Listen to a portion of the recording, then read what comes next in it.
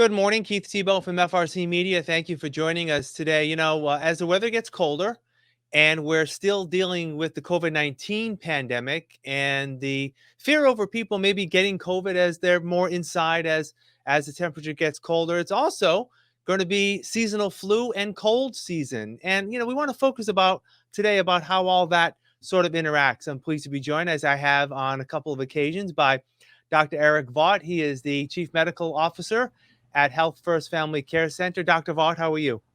I'm doing well, Keith. Thanks for having me back on. Yeah, well, you're welcome. Thanks for joining us. I want to focus a little bit more today, not necessarily on COVID, but on seasonal flu and the cold season coming up. I believe last year, while we were in the midst of COVID and many people were working from home and not going out, last year's cold and flu season was probably a little abnormal in terms of the number of cases. What can you tell us about how those cases dropped last year, and what can we expect for this upcoming cold and seasonal flu? Yeah, so last year we did see a tremendous drop in the number of cases of influenza that were diagnosed, not only locally here, but across the entire country and the world. Many of the public health measures that we put in place in regards to hand washing, social distancing, wearing a mask, all of those things were protective against influenza as well as COVID. And so what we found is that less people, as you just mentioned, were out and about, less people were interacting with other potentially infected individuals. And so the risk of getting influenza or the flu went down very drastically in 2020, 2021 flu season. Now, is the expectation that the spike this year may even be higher than maybe what we saw in 2019 because people's immunities weren't used to what would have been a traditional flu season? Is that what you're expecting? I'm not so sure about a spike in cases this year. I do think that we will see the level of influenza cases return to a pre-COVID pandemic level. And so therefore, we'll see more cases come to the health center here. We'll see more cases in the emergency room as we try to sort out the differences between COVID and influenza and what the patient may have as a viral illness. The other piece to this is that many of our patients and community members were vaccinated last year to the influenza strain, and we do have some of that immunity from last year's vaccination. And then this year, getting the influenza vaccine is recommended for all adults over the age of 2 to further boost their immunity to the influenza virus. Many people don't realize is the influenza virus is many different, over 100 different types of influenza virus. And what the researchers do is they pick out the 4 most common viral strains that they think will affect our country as a whole during this flu season. And so they create the influenza vaccine to combat those 4 viruses. And so when the numbers were down last year, it did make that a little bit more complicated to really say which are the 4 predominant strains. But we have a very good vaccine this year that should protect the people in our community. And the other thing to keep in mind is people always ask, well, I get the flu vaccine and I still get the flu. And that is a potential. And they have to understand that when we give the flu vaccine, we're giving it for 4 common types. But there are, as I said, over 100 influenza strains, and we can't possibly have a vaccine for all of them. But we do try to capture the most likely ones. Now, in terms of the vaccine, the flu vaccine, the seasonal flu vaccine, as we'll call it, you talked about how they try to pinpoint what will be likely, and you mentioned that people may still get sick, and some people get disappointed over that. I got the flu shot, but I still got sick, but that's just, as you said, the nature of having so many different strains out there. Let me get right to the point that I'm sure you've started to get some of these questions, but I'm sure you will as weather gets colder and people Mhm. start falling ill. Someone becomes sick, and the question pops into their mind: is this the common cold, Could it be seasonal flu or could it be COVID? How do you answer that question?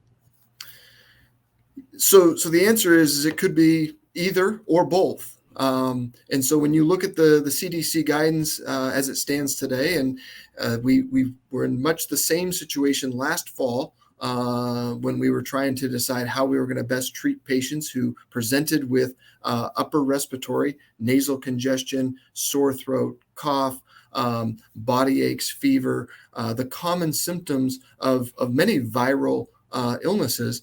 The question becomes, well, how do I know the difference? And in the answer is that most likely it will require a test to truly know the difference for which virus you have, whether it's COVID versus influenza versus many other viral causes of upper respiratory symptoms. The good thing for the vast majority of our patients and community members is that when you have a viral cold like the flu, that many times it just requires rest, requires oral fluids, it requires Tylenol or Motrin, and time just to let the disease run its course. The folks that do require further medical attention, whether that's needing a hospitalization, those folks we identify, we get them to the hospital and get them treated appropriately. But to answer your question, on the first couple of days of any viral illness, it would be very challenging to really know which it is. So are you expecting that patients that may come into HealthFirst during this upcoming colder season, that you'll be doing multiple tests, if you will, one for maybe the seasonal flu and one for COVID, just to see and identify what could be happening? Is that something you'll probably see as what may be the norm throughout this winter season? Absolutely. And we're fortunate now with the development of the technology. For many flu seasons now, we've had rapid flu tests available to us here in the clinic in the outpatient setting. And now we've added to that rapid COVID testing. And so many of our patients where the picture is unclear about what their symptoms could be caused by, we're able to do both of those rapid tests, get an answer here in the office, and then treat appropriately. There are good medications that can be given in the outpatient setting for influenza. And so having that rapid diagnostic and being able to then treat the patient as they leave the clinic is really important. Now, are they actually two separate tests, and are they both nasal swabs? Yeah, unfortunately, they are two separate tests, and unfortunately, yes, it's multiple swabs in the nose. I think if we've learned anything over the last 20 months, it's I think every one of us has gotten either tolerating or has gotten good at swabbing ourselves to test for COVID or influenza. Yeah, I know. So that could be quite interesting for people. Okay, here's test number one. Here's test number two, which is going to have to be what we may need to put up with for some time. I want to get back to the seasonal flu vaccine. Um, Typically, I believe around this time of the year is when people should, be getting the vaccine. Talk a little bit about its effectiveness in terms of like how long would it last for us Mhm. if we get one, say around now, which is the middle to end of October. How long will it last? And is there any need for us to maybe get more than one vaccine if you got one, say, earlier, say even in September? Yeah, great question. I would recommend everyone to get their seasonal flu vaccine as soon as possible, ideally before the end of October, but it's still effective through the flu season to get it.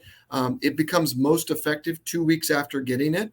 And so what I unfortunately see is the patient that maybe waits too long, and we give them the vaccine and then they've already contracted the disease a day or two after getting vaccinated. And really your body just hasn't had a chance to build an immunity if we don't have that 2 weeks of time. And so getting it now before the true flu season begins is super important.